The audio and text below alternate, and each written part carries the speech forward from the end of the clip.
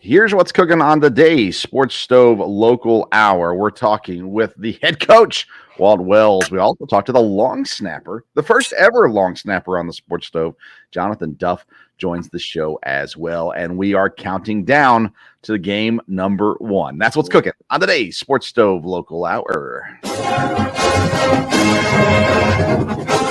McKinney looks, steps into pocket, throws, open receiver, touchdown! Colonels, we're not done yet! Our identity is we're going to press for 40 minutes, we're going to play up-tempo, we're going to play with unbelievable passion, and then our brand is the most exciting 40 minutes in sports.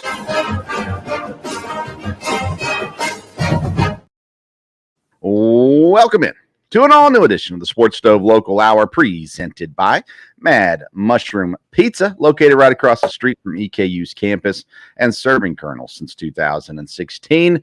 Mad Mushroom Pizza is ready to serve you the original cheese sticks and everything else they have as well. If you go into the store, all you got to do is mention the Sports Stove podcast. You're going to get $5 off your order of $20 or more. Or you can order online at madmushroom.com. Use code SPORTS5, and you're going to get that same discount as well. Mad Mushroom, feed your head. And today we are feeding your EKU football fix, because not only do we have head coach Walt Wells coming on and long snapper Jonathan Duff coming on, we also have Captain Rhino, the first official installment of the newly minted captain of EKU's football team. Yeah. Ryan Jackson, of course, with us. Ryan, how you doing, man? I'm doing great, honestly. Yeah, congrats, man. That's pretty cool. Thank you so much. Thank you. Not only are you a captain, you're one of 4 captains, correct? You're the only defensive player that is listed as a captain. So it's yourself, Patrick Nations, some guy named Parker, and then Peyton as well is on there. So a great group of guys, but it's a pretty cool opportunity. I'm sure it's something that you've looked at over the past couple of years and looked up to certain guys and learned from those guys, and now you're that guy. What does it mean to be a defensive captain, a captain on the team as a whole, but to be representing the defense in that role? It's really cool because it's like you gain the respect from your teammates for all the work and the dedication I put in for this offseason. And it's just a great blessing. It's a great feeling just to know, like, your teammates loved and respect you enough for you to represent them, not only as, like, a defense, but as a figurehead, a headpiece for us. Like, yeah. I'm one of the 4 guys they chose to represent us. So it's a great feeling because I have a great connection with all the guys. I love all of them. I can't wait to see all of them be successful this season. And I guess that's the reciprocate. Like, that's how they feel about me too. Yeah, it's pretty cool. And there's been a ton of preseason awards and things pop up here recently. They came out with the preseason all UAC. Is that right? UAC conference. I'm really trying to remember this correctly. Team as well, and you made the highlights on there, as well as many of your teammates did. There's got a lot of just different things that have been popping out. The coaches poll. We're going to talk about this with Coach Wells. I know exactly what he's going to say, but coaches poll lists EKU as the number 1 team in the conference. Central Arkansas right on your tails in those votes. What does the team think about that? Honestly, we haven't even thought about it. We just think about going out and competing. I mean, yeah, they voting for the right people. I understand, but you're not supposed to give us the coach time. That's what we got Wells coming on for. You're supposed to give us. This is awesome. No, I get it. It's interesting too. I think didn't get the most first place votes. The team didn't, but you got the most points total in the votes. So it gave you guys the number 1 spot in the coaches poll. But I think that does speak of how you guys are viewed in the conference from your peers. I mean, coaches, I'm sure there are some that try to play games with those votes a little bit, but overall it's going to prove respect for the program, and that's saying a lot because it is somewhat of a newly formed. There's several of the teams you guys have played with the last couple of years, but you got some new teams as well, so that speaks highly of what you guys have built really since you've been at EKU, to be able to see where you guys sit, even with all that movement from guys who graduated and moved on after last year. You guys are getting some respect within the conference, which has to be at least a little bit cool, right? No, it's super cool, especially when you hear like Yeah, they view y'all as number one. They view y'all as the we got a target on our back now. Now we have to come out every game and give it our all. We got to prove that number one status. Yeah. So is it better to play from that number one status or to play from the underdog status? Doesn't bother me. Competition's competition. Right. I want to play whoever shows up. I feel like at your guys' level, that's the right mindset. I think, younger levels, you want to sneak up on people. You want to be the one who's talking about and, be able to have that chip on your shoulder. But I think at your level, you guys always create your own chips anyhow. So it's like I think it's cool to be number one and hold that spot the rest of the way down. And you guys have two incredibly tough tests to start the season. And to be able to come out, and I know you won't say this, I know Coach Wells won't say this, but to be able to come out, even if it's a loss in the first 2 weeks, if it is a competitive loss, it means a lot to the program. And I know you have to win. I know that's the whole goal. We want you to win. I want you to win. And I think that you can win.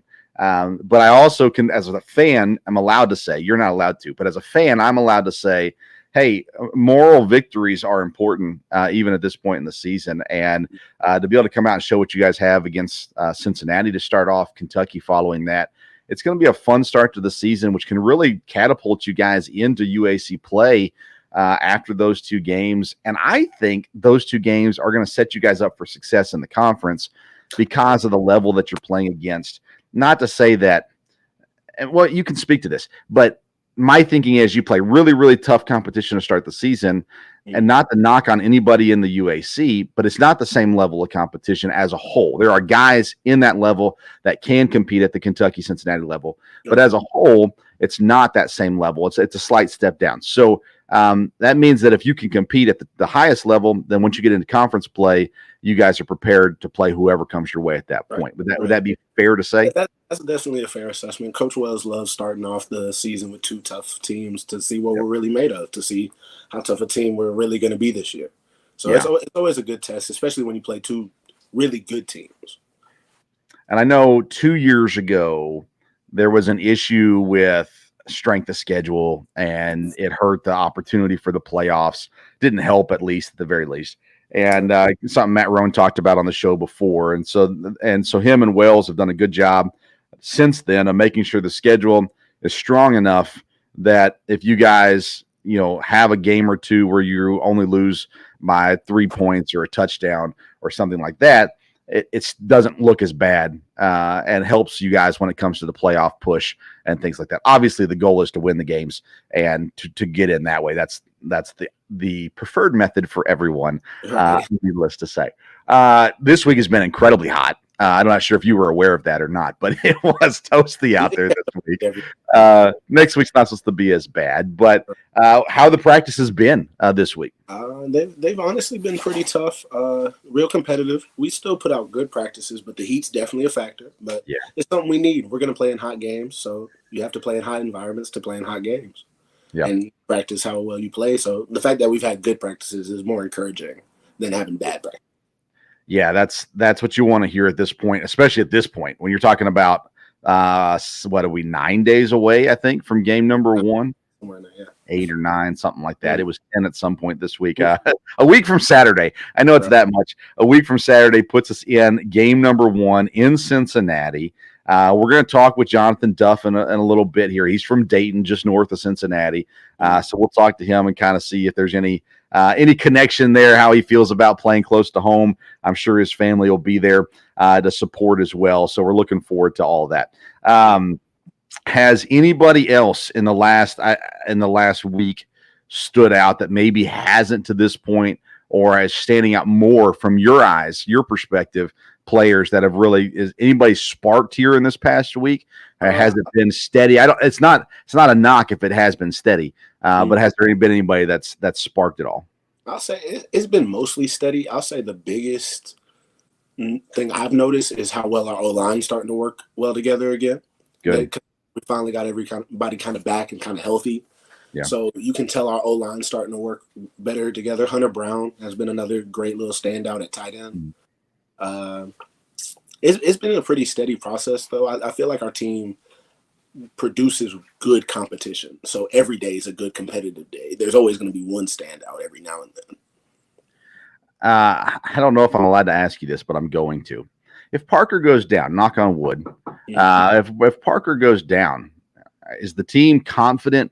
We talked with Maxwell about this, Coach Smith about this before, but I knew what he was going to say. He's going to have to say it.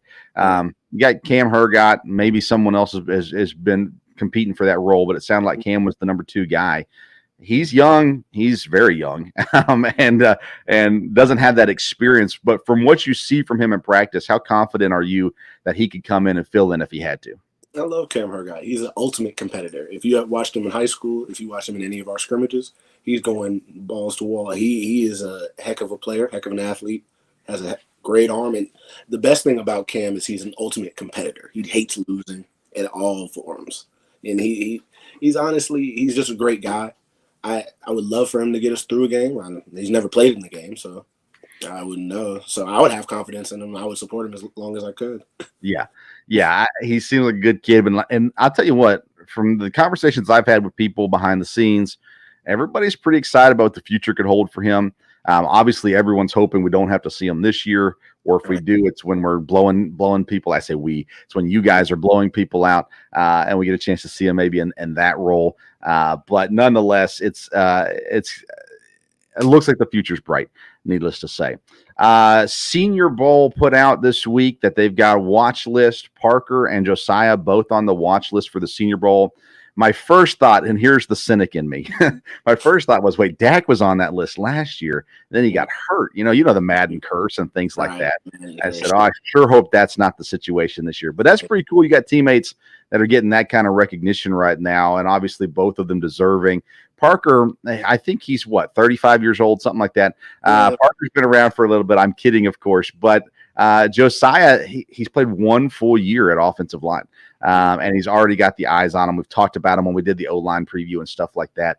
But is there talk in the locker room about that? Is it joking around with guys? Is it excitement? What's the philosophy, I guess, when it comes to that? We always joke with Parker because we call him like franchise, and because he can literally get anything. It seems like he can't do any wrong, but he's human just like the rest of us. For Josiah, it's mostly just jokes with Joe because he's giant person, and you want him to be successful. Honestly, we support him more than anything because we think that's big for them, and it's also big for us because you've seen all the scouts that come to our practices, all the watch list people. They're not just watching those two, right? And it's a beautiful thing because they don't get big headed about it. They don't brag about it ever. The only times that it will get brought up is on Instagram, especially amongst Parker and Josiah. Yeah. And they're just great guys, great talents, and I can't wait. I wish the best for them.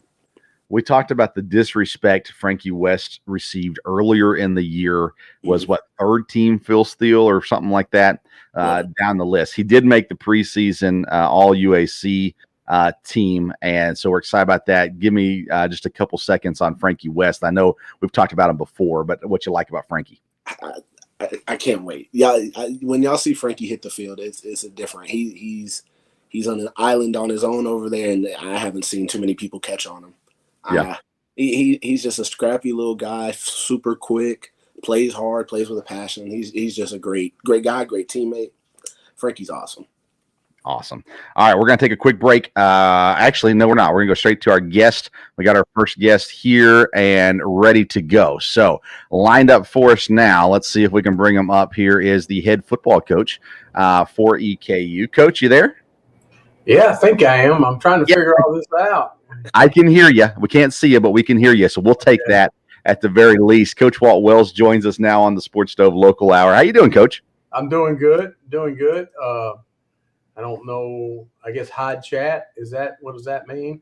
I have no idea. Don't worry about it. We can hear you. As long as we can hear you, we're okay. Good. You don't have to say my ugly mug then. I'm good. Well, I didn't want to say that, but thanks for saying it for us. No Coach, now I know you like the hot practices. This week has been just that. How are you liking the practices going here this summer? Well, I like where we're at in training camp. We started school, a week this week, I guess it is. It seems like it's been 2 weeks now. But well, we go to school quicker than anybody in America. I think we finish summer school on Friday and we start academics the fall on Monday. So it's hard on some of our guys, but it takes away a week of just pure training camp where you got them all day, every day, and that's all they focus on is football and weights and our meetings.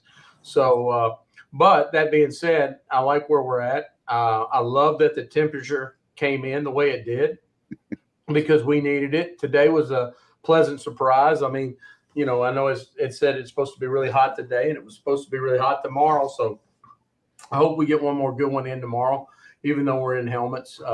I think it's good for our young men to feel that, understand, it makes everybody irritable, makes everybody make decisions they probably don't like to make. It makes coaches irritable. It makes players irritable, and that we can't do all that stuff. We got to take the emotion out of it, and we got to make sure that we're doing our job and doing our job well, and everybody's doing it to the best of their ability, so that we can, at 3:00 when we play Cincinnati, or 3:30 when we play Cincinnati. I can't remember the time. And 3:00 is the other one at Kentucky. They both got the turf, and it's going to be hot, and you know how it gets around September sometimes around here. I think it's important for us to have gone through that. Now, you guys are just over a week away from the first game of the season at Cincinnati. Scale 1 to 10, how prepared, how ready today, if you had to go play at Cincinnati, how much further do we have to go before we're ready for that game? Well, we started our prep already, so we've got some knowledge of who they are, and we did some prep for Kentucky also. And so we've got some knowledge who both of them are, put it on tape, and we'll finish up with our mock scrimmage on Saturday, and then and our fan day and everything that goes with that, and then give them Sunday off, and then it gives our coaches time to look at some ideas they had through the summer. Because for Cincinnati, you're not getting any new tape, so right. The game planning was done this summer, and now it comes down to, does the game plan fit the personnel? And so that's what we go through in these couple early practices that we have on them, and then we'll continue to work towards honing in on that game plan. No, we're never ready until the Friday night before the game. I mean, I don't care if we're playing Cincinnati, Kentucky, or if we're playing Timbuktu. It doesn't matter. I want to get all the preparation in so these young men can go out and have the success that they need to have, because it's hard enough as it is. And sure. So we want to make sure that we're ready. So we're getting there, but we're excited about the opportunity. We're excited about the schedule. A lot of people are making their comments, and rightfully so. I get all that, but it's like I tell you, it doesn't matter. But what the 120 men in our locker room and the staff of 40 or whatever I have, and that's all that matters is what we think. And because we're the only ones that, in the end, we're the ones that's going to go do it. In right. the end, we're the ones that's going to be criticized if it doesn't go well. And if it goes well, we're going to be praised. Yeah. And we also know that praise turns to criticism, or that criticism turns to praise the very next week. So sure. It's you got to keep your focus on what you're doing. Cincinnati, well, both of your big games to start the season, your first 2 weeks, are close. How awesome is that you guys are in easy travel distance for the fans in Richmond and the other EKU fans in the area? Well, I hope it gives everybody an opportunity to come out, tailgate, have a good time. For us, an hour and a half, whatever it is. I think we're staying a little north, so probably 2 hours by the time we get up there. With a police escort, it'll go quick. And, we're staying above Cincinnati there. And then when we play UK, we're staying at home just like we do here. I mean, it's 35 minutes up the road, 30 minutes. We'll have a great police escort that'll get us in and out of the county. And I think it's awesome that those schools are willing to play us, and that we've got the opportunity to go see, how we compare to those teams. I know you like that challenge to start off the year. How do games like Cincinnati and Kentucky help the team when they get into UAC play? Well, I think the one thing is obviously they've got more scholarships. They've got more depth. They've got all the things that everybody can focus on. But, the higher you go in any level, I mean, I've coached all the way up. I hadn't coached in the NFL yet, but I've coached in the SEC, and I've coached in the Big East, and I've coached, a lot of different places, Sun Belt, all that. each step you take, the lines of scrimmage get bigger and better. And that's really the biggest difference, is the lines of scrimmage and the overall depth because of the scholarship numbers. And so for us, I think it'll be a great opportunity to see, obviously you got Ryan on here. It'll be great for him to go against, those offensive linemen and, from the SEC and from the Big 12 and compare where he's at. And, what I really like to see sometimes is we shouldn't play any harder against Cincinnati or Kentucky than we do against, and I'm just looking at our schedule. The only reason I'm bringing these two up is Central Arkansas and Stephen F. Austin. We shouldn't see a difference. Now, we should actually see better play in the last two because we've had all year to train and get better. You know what I mean? And you're out there banging and going. And, I know injuries happen and all that. But, it's not going to take an extra effort from our team as far as the physicality and as far as the effort goes. Where you got to make sure in any football game, you can't turn over, you can't make stupid mistakes and give up explosive plays. You can't turn the ball over, and you like anybody. I don't care if the next after those two we play Western Carolina and SEMO, two ranked teams in two different deals. We got to get them to the fourth quarter, get them to the deep end of the pool, and drown them. And that's how it goes. And I think you saw last year when we played Bowling Green State, we get we scored with no time left, and then kicked the extra point, went into overtime. And that was a decision that I think we should have made because I thought the pressure's on them. Right. We got them to the deep end. We didn't get them drowned, but we got them to the deep end. Then it took us 7 more splashes to get them underneath. And that's what we got to try to do. I mean, I understand the challenge of the two games, but I think iron sharpens iron. I think if you're not excited about playing in this game, sure, Ryan's going to get beat in this game. He's going to get blocked. It's going to happen. But guess what? It's going to happen against Tarleton State, North Alabama, too. And the question is, how many times is he not going to get blocked? How many times is he going to make that play? How many times is he going to strain to finish? Those are the things that we have to make sure we're doing a great job of to win games like we've done. All right, Captain. I know you're up, man. What you got for Coach? Yeah, I wanted to ask Coach, what do you enjoy most about coaching? Because I want to be a coach someday. Well, I think there's so much that I enjoy. I mean, good night. I love getting to know the players. I love, and that's one thing I don't like about being a head coach. Guys don't walk into your office like they do when you're an assistant. You're not recruiting a core set of, I was the offensive line coach, so I recruited offensive line, but I recruited everybody. And so I got to know DBs and everybody like that a little better. As a head coach, you're constantly putting out fires and putting out different things, right? And planning and pushing for things and all that. But as an assistant, you build such a rapport with your players that it's great while they're playing, but it's even greater once they're gone. And I love the competition. I love the camaraderie of a staff, like being a part of a team.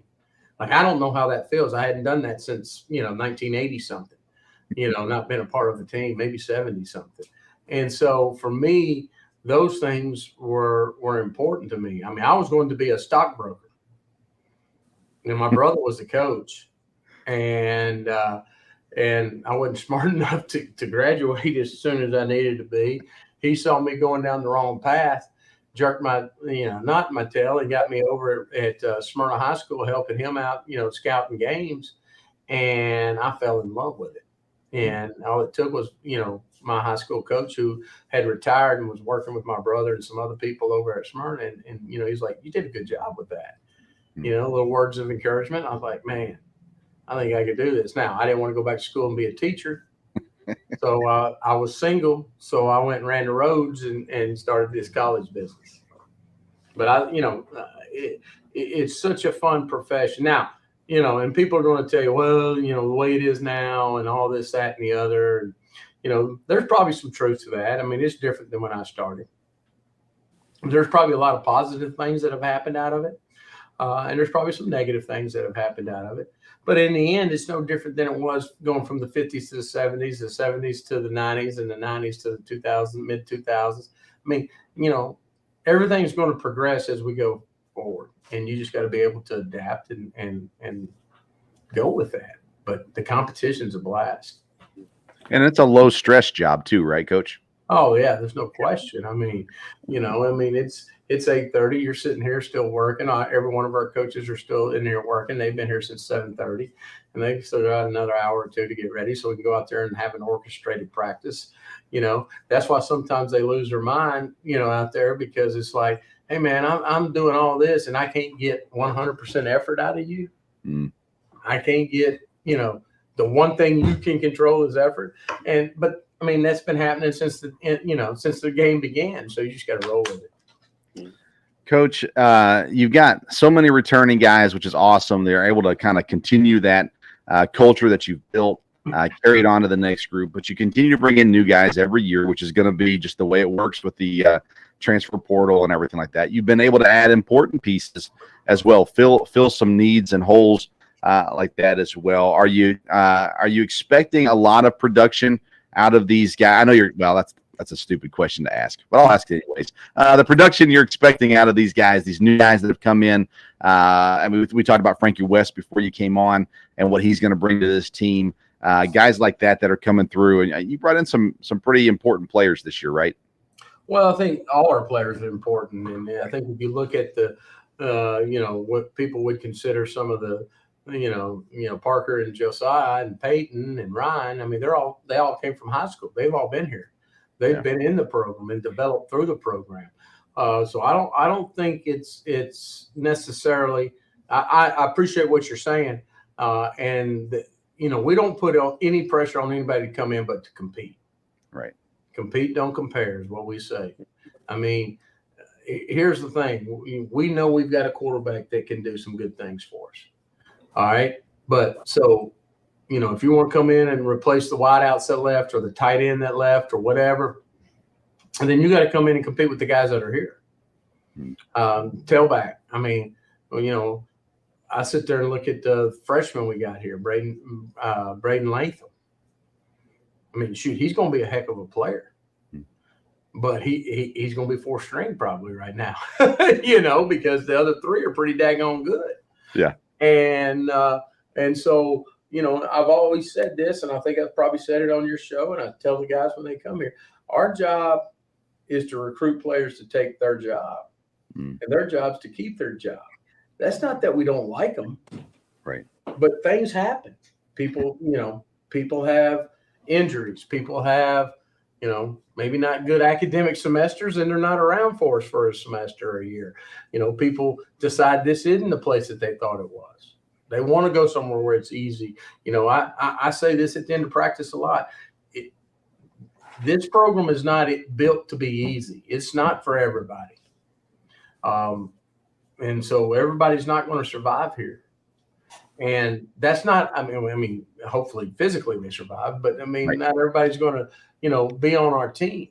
And that's not a bad thing. It doesn't make them bad people.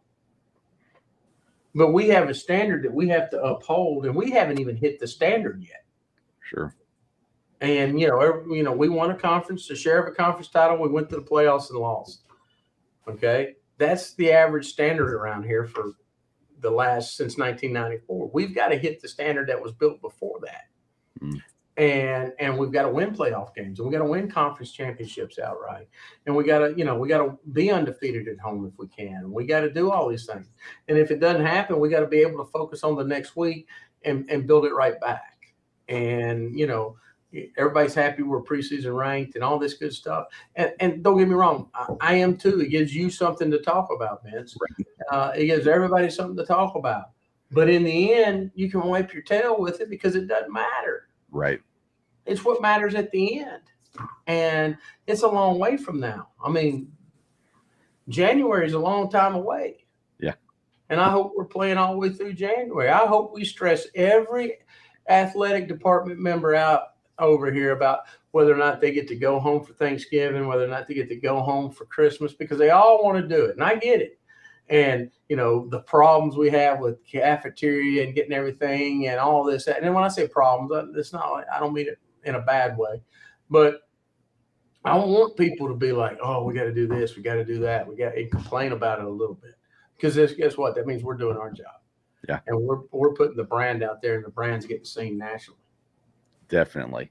Health-wise, pretty healthy at this point. Looking ready for week 1. We've lost 2 people for the season. One's true freshman offensive lineman Mason Sula. He had a shoulder injury, and he's had surgery, and he's doing well. And we lost our one of our backup tight ends, Kellen Bowen, who would be a redshirt freshman this year, to a ACL and everything. I think he had surgery today, best I can remember, and he came out of surgery really well. Other than that, now we've got our nicks and bruises, and people coming off all that stuff that haven't gotten back fully out there yet, that will have a chance to be out there this year. But at some point, if everybody stays the way they are now, we'll get better, and everybody will be out there. So been really pleased with Billy Brown and Gregory Bourne and what they do in the weight room to prevent a lot of that. Tim, our new athletic trainer, has done a great job. I mean, and I think he's brought new ideas into the training room, and his staff. I think they do a nice job of preventive maintenance and rehab. And that's nothing against anybody that's been here before. I don't mean it like that, but we're probably as healthy as we've been walking in the door. Of course, now that I'm gonna knock on the wood, and now that we've talked about, now that you've asked that stupid question, we'll hopefully we'll not lose anybody the next whatever. You got someone to blame, Coach. You saw Ryan. Anything else? Because it jinxes us. Yeah, I got you. I apologize. No, you're good. You're good. Ryan, anything else for Coach? I got one more. Coach, you have a lot of sayings throughout the season. What's your favorite saying or phrase? Well, I mean, obviously, I think "what are we doing" is the most used phrase and most G-rated phrase that we can say on this show right here. I've been around a lot of really colorful coaches in my time, and you talk about coaching. That's one thing you pick up. Pregnant aardvark, right? That's one of them, and that comes from our D-line coach here at Eastern for so many years in DC, Jim Tenera. He used to say that, "Oh, you look like a pregnant aardvark," and you just pick them up as you go through time, and I always say, "What are we waiting on? The spring dance?" And that comes from my high school coach. He used to say that he used to say spring cotillia, but I wouldn't say that because y'all don't know what that cotillia is.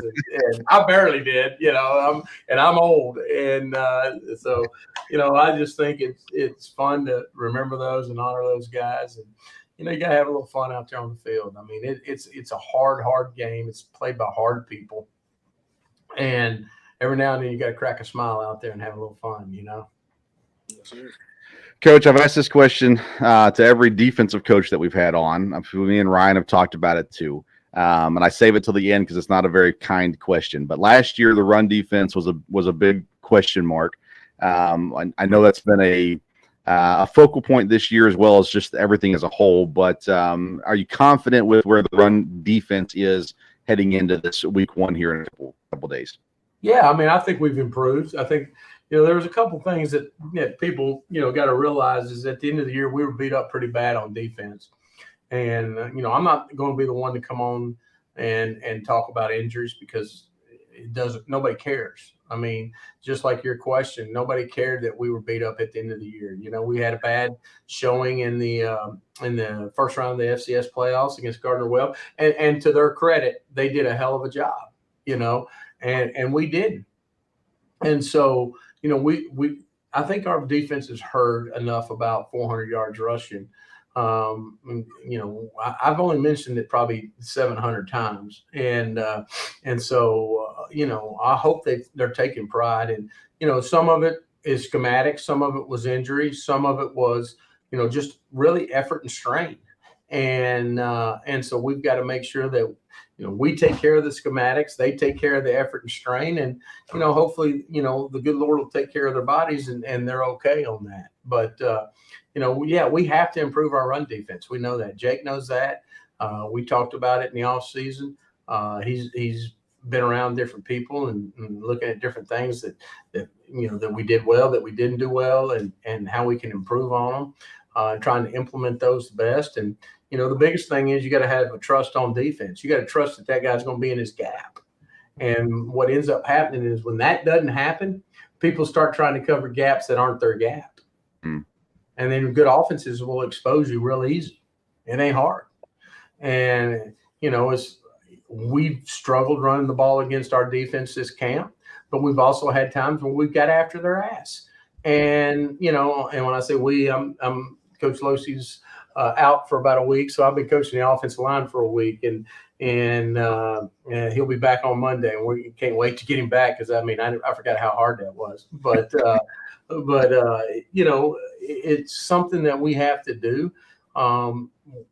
We toughened our practices up. We added a fourth core value called toughness. What does it take to break you?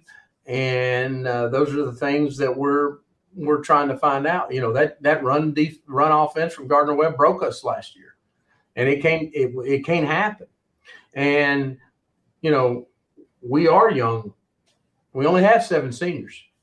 Yeah. And 3 or 4 of them are transfers. So we are young, and we lost 3 players to the NFL on defense. And so, but I do think our depth is better than it has been since I've been here. And so we have to continue to push and get them in the right direction. Our job as coaches to make sure that they know what they can do, and we know what they can do, so we don't ask them to do too many things that they're physically not gifted enough. And when I say not gifted enough, doesn't mean we don't have gifted players, but sometimes some guys just can't do something. Yeah. And some guys can't. And it just depends on who it is. And sometimes it's you can't do it early in the season, but after they get some reps, they can do it later in the season. So I'm excited about our defense. I'm excited about the direction of it. And, I think Jake does a good job, and I think our staff does a good job, and I think our players are buying in either more to what we are doing and having a better understanding of why we do things. I've kept you longer than I planned. I got one more question for you. I know last year you started off the season with adversity, with the heart attack, and you're able to overcome it. This year, you personally come through some tragedy as well with the loss of your brother. You mentioned him earlier, so the last thing I want to ask you is, what's one coaching lesson you learned from your brother that you apply the most, you feel like, in your coaching career? Well, my brother, he was my hero. I mean, he was the cow, I was the calf. If we would have been close in age, and scholarships would have been offered, but we weren't. We're close, but we're 8 years apart. I wouldn't be in coaching if it wasn't for my brother. And the biggest thing I learned from him is just how genuinely he treated people and how genuine he was. We're totally opposites. Total opposites. He was FCA director. He was, and I don't want it to come out like I don't believe in God and not a Christian. I'm not trying to say that. I just, he walked his faith. He was a gentle giant, is what a lot of people would have called him. And I'm a little more fiery, a little more. I was probably more the bourbon drinker than him, and he was probably more the tea sipper, is what I would call him. The best thing I can say about my brother athletically is the last time I played him in basketball, I beat him, and that was like in 1992, and I never played him again. As much as he asked, I said, "No, you're no competition." But I miss him. Personally, for me, I've dedicated this season to him. For me, but it's the first time I'll probably verbalize that out loud to anybody other than my wife. And I know his wife and kids miss him, and my mother who's 91 misses him dearly, and I do too. But if there's any doubt that anybody knows where my brother is, we all know he's sitting up there got the best seat in the house, and he'll be at every EKU game. He'll be at every Riverdale High School game. He'll be at every Florida Gator fan, game. And him and my pops are probably up there doing a little fishing, chewing a little tobacco, and watching football and laughing at me go nuts every now and then, I'll miss our conversations after he plays and after I play, and I'll miss him scolding me on certain things and saying, hey, you shouldn't do that. You shouldn't do that. But, he was a great big brother. Well, you can tell his legacy was left a very positive legacy. Many of the schools in Murfreesboro putting decals on their helmets this year for him. And again, I grew up in that area, and I know he left a great legacy. So, Coach, I appreciate your time tonight. Like I said, I took you about 11 minutes over what I was planning. So I thank you for being patient with me, even answering my stupid questions. I had no idea Ryan Jackson was like a guest. What is it, Ron Burgundy on here or something? He's my co-host this year. Ryan Jackson has been co-hosting with me all summer, so he's part of the Sports Stove family now. Well, see, now if Ryan wants to coach, he's got to understand you can't trust the media. You look at him; he's trying to befriend you guys already, so you won't talk trash about him. He's learning some valuable lessons behind. No, I'm just kidding. You can trust you guys. I'm just messing around. I'm happy to do it. I appreciate everything that you do and getting our young men out on Twitter and everything that you do, YouTube and everything. And I know Ryan's having a blast doing this, I'm sure. And my best friend does it down in Nashville. So it's such a unique profession, but a great profession, I think. Well, Coach, we appreciate it. Looking forward to the season getting started very soon. Good luck to you. We'll let you get back to work, and we'll see you out on the field soon. We'll do it. All right. Y'all have a great night. Thanks, Coach. That's Coach Walt Wells, EKU football head coach. All right, we left him waiting long enough. He's the reason everyone's tuning in. The first ever long snapper to appear on the Sports Stove podcast, Jonathan Duff. What's going on, man? Hey, appreciate you guys having me. Hey, thanks for being patient with us. We couldn't get Coach to stop talking. No, I'm just kidding. It's great having you on. You have been probably the most requested guest that I've had, people saying you got to talk to Jonathan Duff. And we didn't get you on last year, so we finally got you on this year. So you have a lot to live up to. The millions of people watching are watching for you. Don't let them down. I'm kidding, of course, but to some degree. But you have been. Seriously, I've had multiple people say, hey, you need to talk to Jonathan Duff. And that's outside the program and inside the program. So there you go. You got something to live up to at the very least. Let's start with this. You're from, according to the EKU website, you're from Dayton, Ohio. Yep. Do you have, I'm assuming, a lot of family still in Dayton? Yes, I do. I think I got to think about this. I have 5 of my siblings are still in the Dayton area. One's in Mason, which is more so Cincinnati, and then the 6th is over in Chicago. So, and then my parents live there, and my grandma lives there. Awesome. So my parents are in Troy, just north of Dayton. So yeah, my dad's hoping to get down to the game. And so the Cincinnati game, does it mean anything extra, anything special? I'm sure you'll have lots of family there and things like that. But growing up that close to Dayton or Cincinnati, does it mean anything extra? So for me, as far as the game goes, nothing means anything extra because no matter who we play, my job is my job. I'm snapping the ball to the punter, whether I'm on the sideline in practice or if I'm in the game. So that's the nice thing about being a long snapper is I still watch the punt returner and game plan for that part of it, but the core of my job stays the same no matter what stadium or if I'm in a hallway in McGregor Hall back in the dorm again. So it doesn't matter there. But I will say it's something that I'm really looking forward to more than just being the first game of the year. I know my family has been in contact with people who have season tickets, and they've managed to pull off like 30 tickets already, plus my tickets that I get them.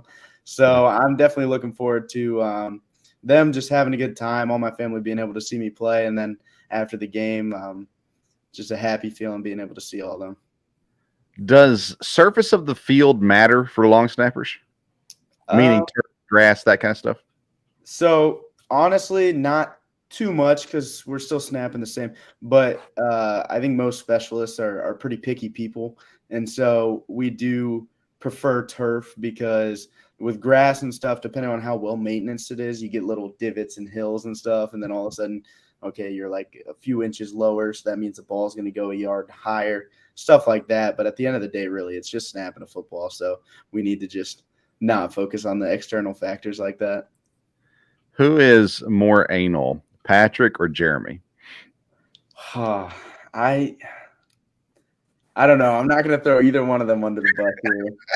But I will say it is always funny because I think every specialist gets a little picky on certain days, just, like a hot summer day in camp. But everyone's real good. And as far as in the game, taking ownership, myself, Jeremy, or Pat, and it's a really good crew to work with. And I'm glad I get 2 straight seasons with them. And now you're snapping to Jeremy pretty much all the time, right? He's the holder. Is that correct? Yeah. So he's done all the holding for us last year. And obviously there's different holders and punters. So I get work with everybody. But my chemistry with Jeremy, and especially punt, obviously, because last year he was pretty much our only punter. And so I have a lot of chemistry with him, and I'm pretty used to his size and his frame, but as well as the other guys like Jacob Baker, a new guy, a freshman, I've made sure to get some work with him because, you got to plan for everything that could occur. And I won't say what could occur, but let's say Jeremy happened to get a targeting penalty. We'll use that example or something. He can't play that game. Then, I got to go to Jacob Baker and make sure I'm have chemistry with him still. So, yeah. Now, what do you spend most of your time in practice doing? I talked with Jeremy and Pat in practice the times that I've been out there, joked around with both of them a little bit. I asked Jeremy last time I was out there, he went for a drill and didn't actually do anything and came walking by. I was like, they going to let you do anything? He said, I have no idea. So obviously you practice snapping and things like that, but what do you do most of practice?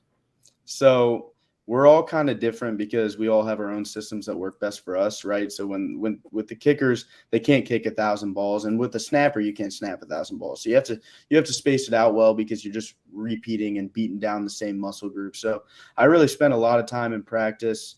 Some would say I do over snap in general, just because I have a lot of drills that I like, and I set up. I don't know if you've ever seen. We have a field goal post with a little weight hanging on it, and it's very small. It's a 10-pound weight, and I love to set up punt there and practice to that. I love to set up a medicine ball and act like it's a field goal and hit that, or to take a skinny post, just target practice like that. But if I'm not doing that, I'll just work simple overhand tosses and keeping the shoulders loose and working just little mechanic stuff that I don't need to do a full snap for. And obviously stretching too. Flexibility is a big thing. Stretching out. All right, Rhino, what you got for him? Well, funny story. I'm the reason Duff's even here. Oh, first. But Yeah. second, my actual question is, well, hold on. You got to tell the story. Well, So go ahead, Duff. okay, so we were both recruited. So the first visit, right, the recruiting visit originally, yes, was under the old staff, Coach Elder and their staff, and that was my first game day visit. And I wasn't being recruited very hard back then by EKU. It was kind of out of the blue, but decided to take the game day visit, and I met Ryan, and we were just talking and stuff. Got his contact info, and he's like, "Yeah, I'm committed. I'm coming here. I love this place." And so I went back home and hadn't heard from EKU, and then I randomly, I guess Toledo's coach had come to one of my games, and he used to coach with that staff, so he direct messages or he texted them, and then the whole thing happens where he tells them to offer me. So they offer me out of the blue.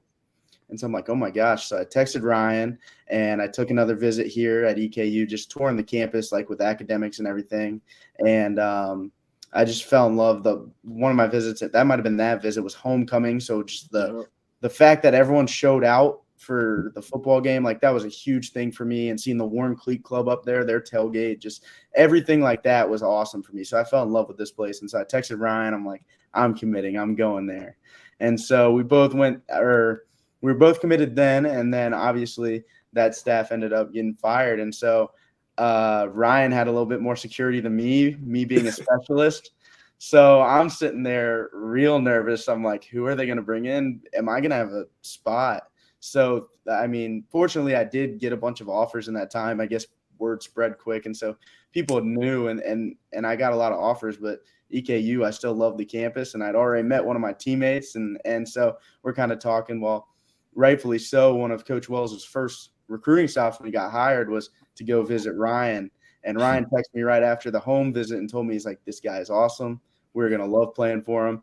You better stay committed. And I'm like, I plan on staying committed. I just want to hope. And so Coach Wells gives me a call. Hey, we watched your film. We love you. We want you to come here. And so then obviously set up another visit with him, came and met Coach Wells. And honestly, it was more clear than before because obviously I'd fell in love with the school before, but this coaching staff, Coach Day, played a big part in recruiting me around the second time. And then obviously Ryan. So I was just like, you know what?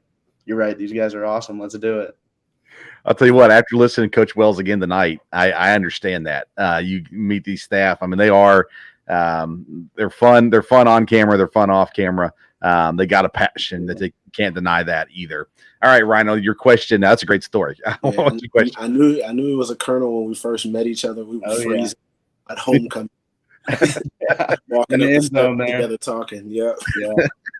But my real question is, what honestly, since I don't pay attention all that much to long snappers all the time, what separates the average long snapper from the elite long snappers?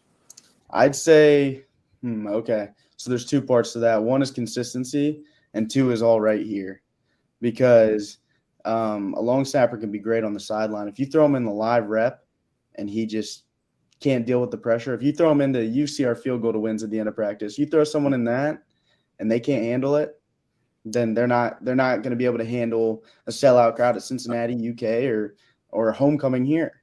So that's one thing. And also I think it's easy. It's something that you do over and over again. So you got to be consistent. That's what makes specialists great, honestly.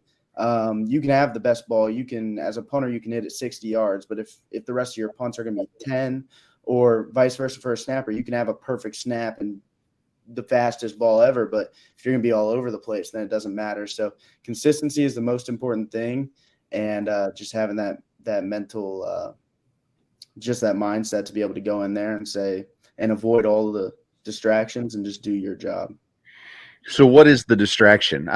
So I've never played real football before, and but I'm a fan of the game. I've watched a lot of football in my life. So I've always assumed that the fact that you've got 300-pound dudes barreling down on you, guys jumping over you, lots of movement going on, and your job isn't to block. Your job is to snap. So what is that? Is that the most pressure, or is it trying to be accurate the most pressure? I think it varies person to person. There's definitely something to be said about some big dudes around you and stuff. And I've heard some crazy stories. I used to train with a guy who played at Alabama, and he told me a story about LSU D lineman coming on the field for field goal block and either throwing up or he got a mouthful of water all over the ball.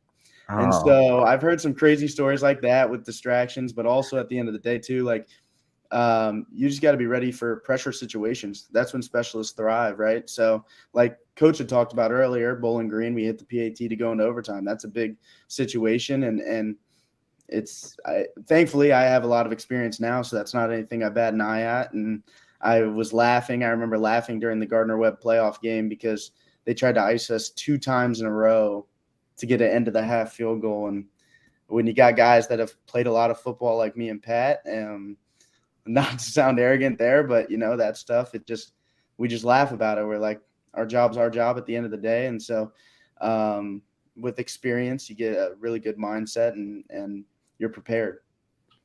What's the dream for you career-wise? Is the goal NFL? Is that what you're looking at? I think most people, I think almost every football player should be telling you that that's their goal. I mean, if you really love this game, you want to play it as long as you can because you know that at the end of the day, even if you're Tom Brady, it ends for everyone sometime, right? So obviously I would love to continue playing this. And if it's not the NFL, I'm going to give everything I have to the CFL, even a European league. I've looked at that before briefly and just stuff like that because I love this game. But outside of that, because that football life ends one day, I'm going to be fortunate enough to have a business degree from EKU. And after next year, have my master's in business from EKU. And so I have explored a lot of different options. I really do and love being around sports and football especially. So I've talked to the athletic office. I had an internship with the corporate sponsor side. So that's like the business side of the athletic department. And that's something I'm really interested in. Very nice.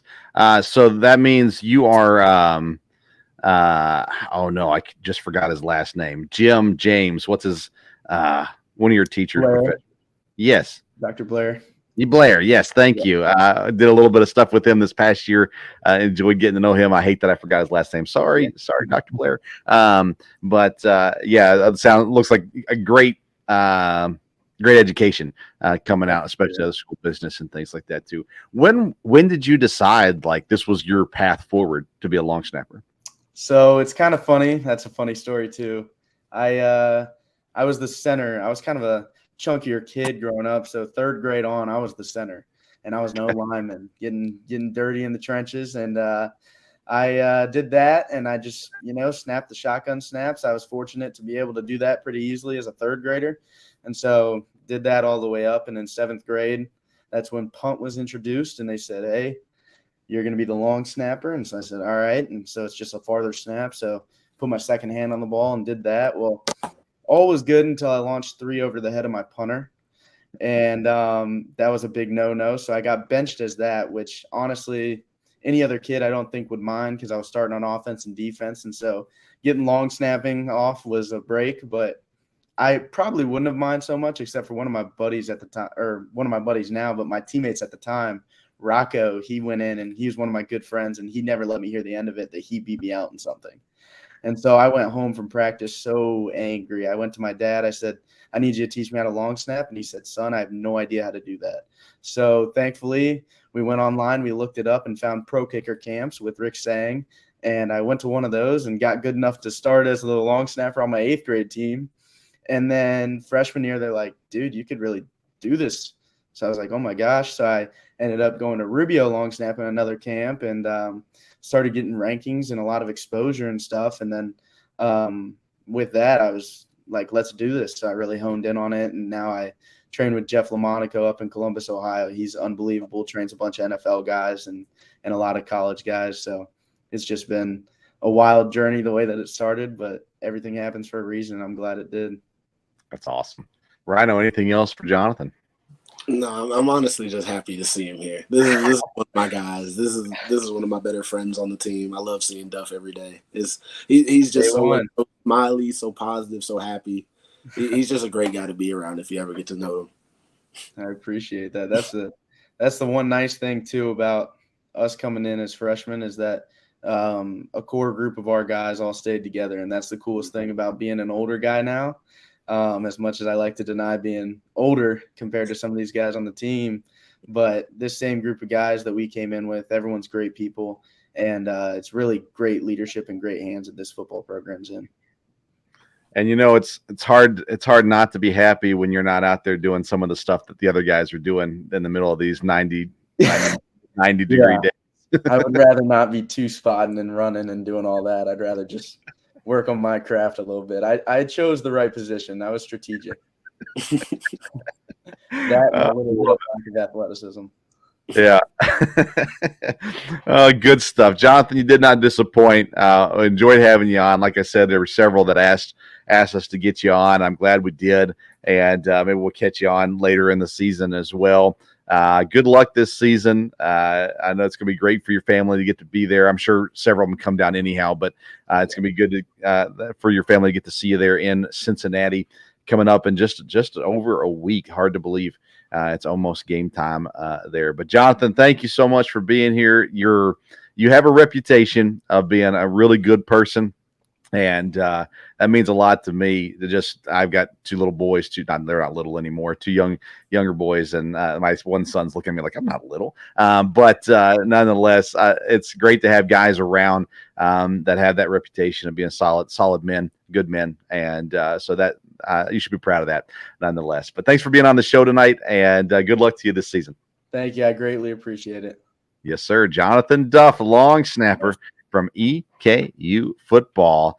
Ryan, you were one of the people that said we didn't get John on here, and or you didn't call him John, but Duff on here, and we did, and it was well worth it as well. All right, so classes are in session, but more importantly, football is right around the corner. I mean, we are right there now. A week from this Saturday, we're playing real football. We're cheering on real football. We're eating real tailgate food. It's going to be a wonderful time ahead. And so we will keep everybody updated on the next show and what's going to be going on. The plan next week is to preview Cincinnati. We'll talk more about Cincinnati and what's going on with them and preparing for week 1. So we'll work on that next week as well. So, Ryan, anything else before we go? No, this was a great show. This was a lot of fun. I can't lie. It was good seeing Coach Wells. Good talking to Duff. Yeah, it was good talking to Coach Wells. We didn't have to see him, which was even better. Kid, of course. I love Coach Wells. I'm not going to lie. Few people have more technological issues than Coach does when we get him on the show. But this is the first time we've done it live with Coach, and I was just happy we could hear him. So everything went well with him on there, and Duff was great as well, like you said. Also, make sure you check out our sponsors, Mad Mushroom Pizza, a great game day food item to have in your house. You can order it online, get it delivered to home, or you can even go in and watch the game in the store as well, in the restaurant as well. IPM Pest and Termite, they've been our sponsor with us the longest and have re-signed on for another year as well. If you have bug issues and you live in Central Kentucky, get a hold of IPM Pest and Termite. All around roofing, take care of all your exterior needs. So whether it's siding, windows, or your roof, they can take care of you. Reach out to All Around Roofing. They as well actually just heard from them tonight. They're signing on for another year also. So happy to have all of those sponsors with us. Congratulations again, Ryan Jackson, named captain, one of the captains of the football team this year. Thanks to Coach Wells. Thanks to Jonathan Duff for taking time to be with us. Thanks, Rickson, for helping us get all that set up as well. Follow us on social media at Sports Stove on Twitter and Instagram. And thanks for tuning in to tonight's episode of the Sports Stove Local Hour. Until next time, we'll see you around the Sports Stove.